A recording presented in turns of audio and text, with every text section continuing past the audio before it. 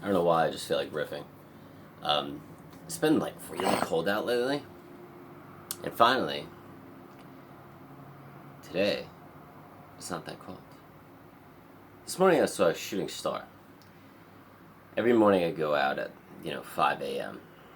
For all of those who don't know me, I wake up every morning at 4:55. It varies, sometimes I change it up. So I went outside, it was probably like 5:15. And TMI, I go out every morning and I pee, right? And I look at the stars. And I usually spend probably like 3 or 4 minutes just looking at the stars. It's pretty cool.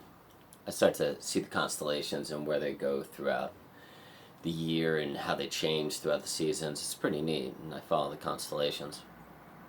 And I've had a really bad relationship with the moon. I don't really like the moon that much. I think number one, because I feel like it serves no purpose.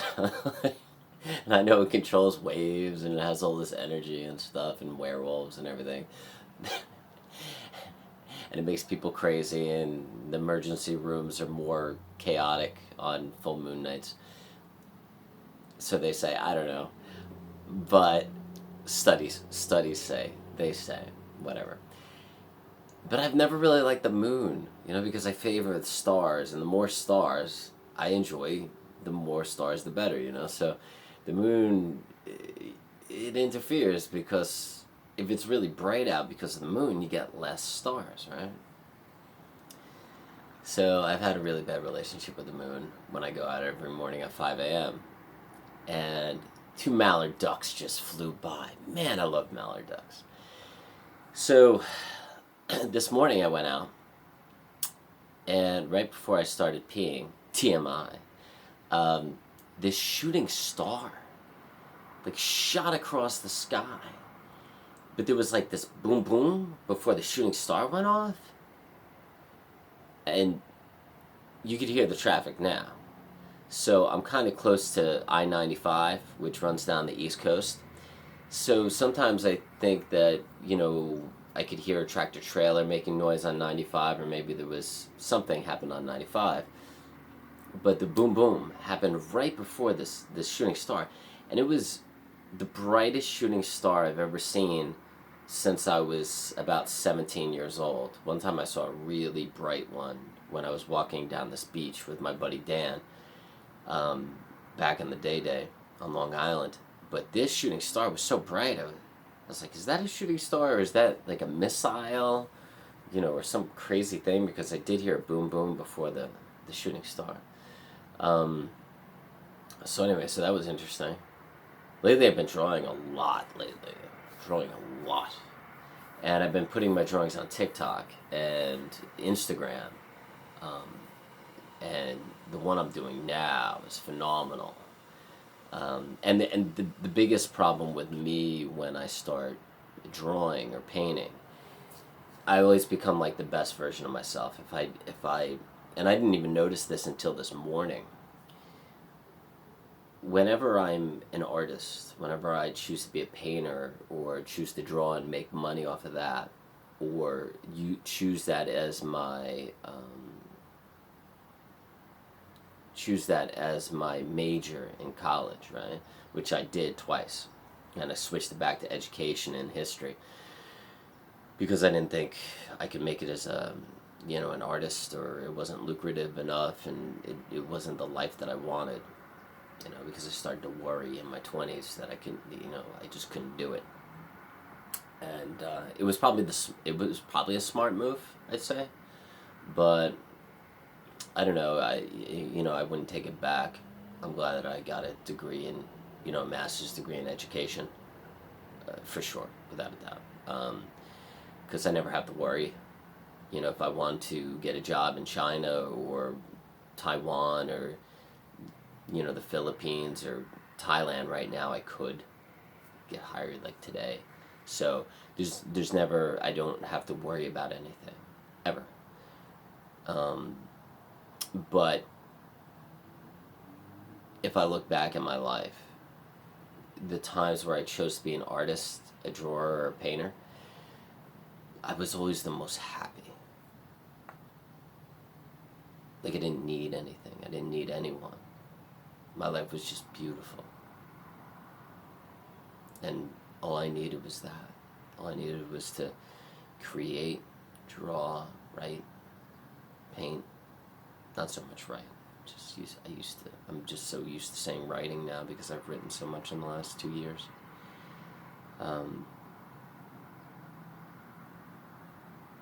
But yeah, life becomes so beautiful.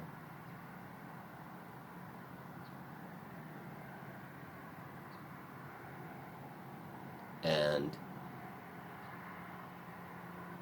ever since this COVID virus thing happened, I've been struggling to find happiness because I lost so much.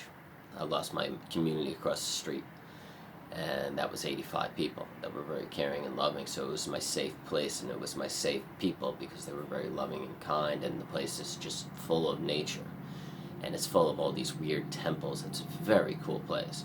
So I would always walk through it and paint there, and I would play my guitar there, and there was tons of people to talk to with engaging conversations and engaging lives that were full of life, and a lot of them were in their 20s, 20 something years old, so they, they were very excited about their life, but they were also, they needed a lot of guidance as well because they had so much healing that they still needed to do. And they enjoyed speaking to me because my life is all about the healing process. It's all about studying psychology. It's also about dabbling in spirituality and doing things that you're passionate about. So it was very nice to have them in my life because I felt like they were my friends, but I was also kind of still a teacher in some way, and I've lost that. So I had no idea what to do in the last almost year. So the answer was, dabbling on dating websites, finding girlfriends, that kind of stuff, and trying different things to make myself fulfilled and happy, and everything was pretty much failing. And then I don't know how I got really fully back into art, as my primary focus. But I'm very glad I did.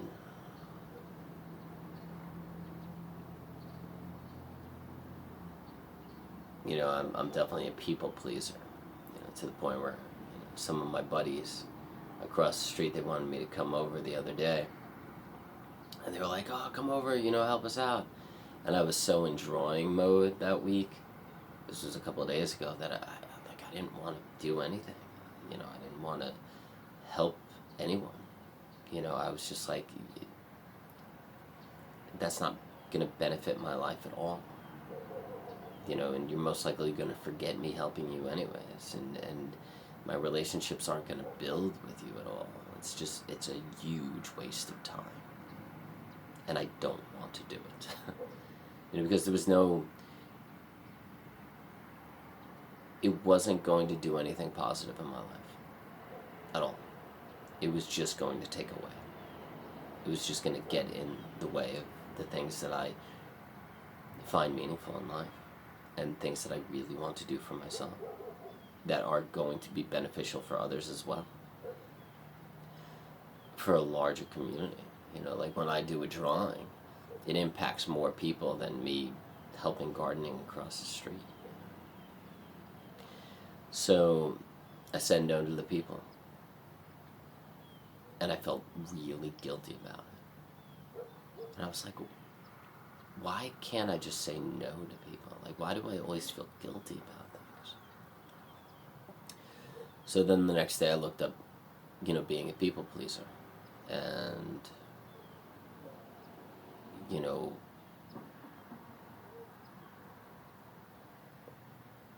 putting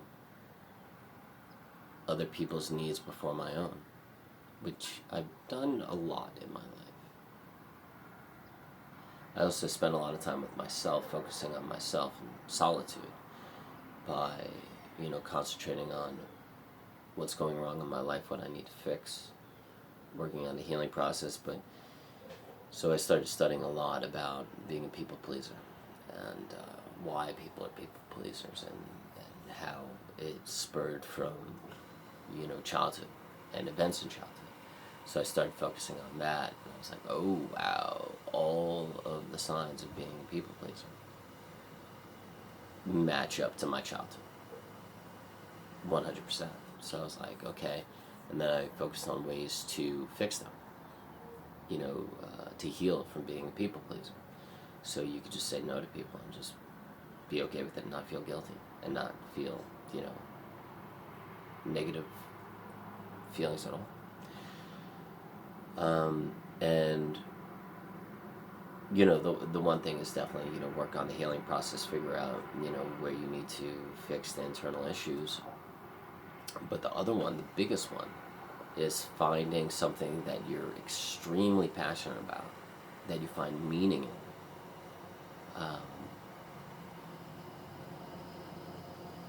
And do that as much as possible. And by doing so, the opinions of others or even needing people, it won't even be a thought.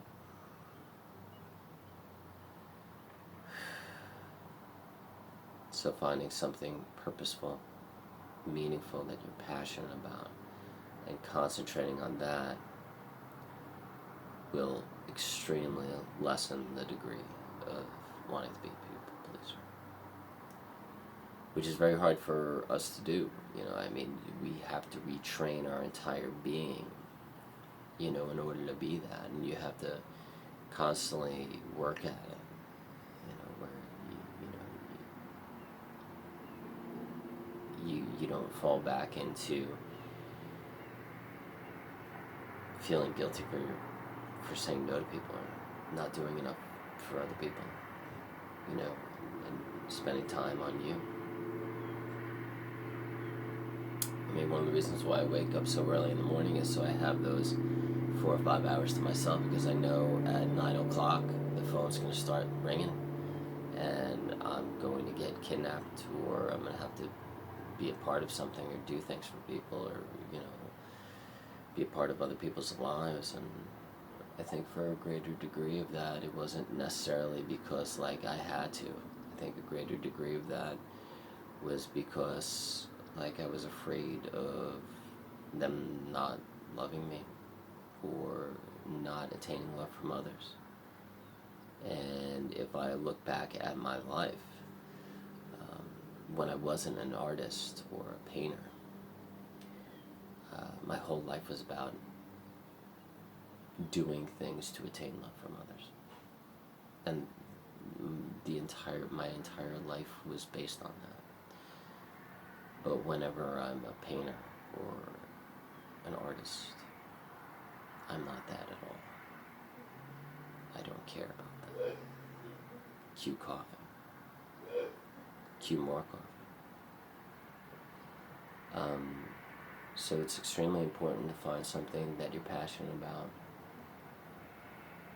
that is meaningful, to focus that life isn't to be happy, life is to be meaningful. And when you're doing this thing that you find purposeful, that you're passionate about, to not do it for others, to do it for yourself. And it's very hard, I post videos on TikTok of my drawings. I'll finish a drawing and then I'll film the drawing and I'll put it on TikTok. And then I'll put the drawing on Instagram for people to see. And in this society of social media, it's very hard for us to not get upset or offended if we don't get enough likes, or if enough people didn't watch it, or it's such a weird world now. It's as if we feel like our value and our self-worth is based on how many likes we get on Instagram or Facebook, or TikTok or whatever. You know, and it's very hard to not get sucked up into that. Because of the comparisons, you start comparing yourself to other people. Like, oh, wow, you know, they have a TikTok channel and they have 2,000 people following them and they have, over 2,900 likes or whatever. And I only have, 45 people following me and, 300 something likes, and it's like the comparison, we start comparing ourselves to these other people that are on the same social medias as us, and we feel like they might be doing something more important than we are, or people like them more, or people love them more than they love us. It's a scary world that we live in right now. And it's getting more and more wrapped up in significance and focusing on the self and not having empathy towards others, and I think social media is playing a ginormous role in that. So I think the first thing is to stop focusing on, doing things for others, finding something you're passionate about that's meaningful to you, but you're not doing it for other people. You're not doing it for an outcome or to achieve anything. You're doing it just to be present while you do it. You're doing it just to enjoy the process while you're in it, in the present moment, creating. And then when it's finished, don't care about the outcome. Don't care about achieving anything from it. And don't care about if anybody likes it or not. Just create it while being in the present moment, in the flow state. Enjoy the process of creating it. And then as soon as you create it, let it go. Like water. Alright. Have fun, everybody. Enjoy your day.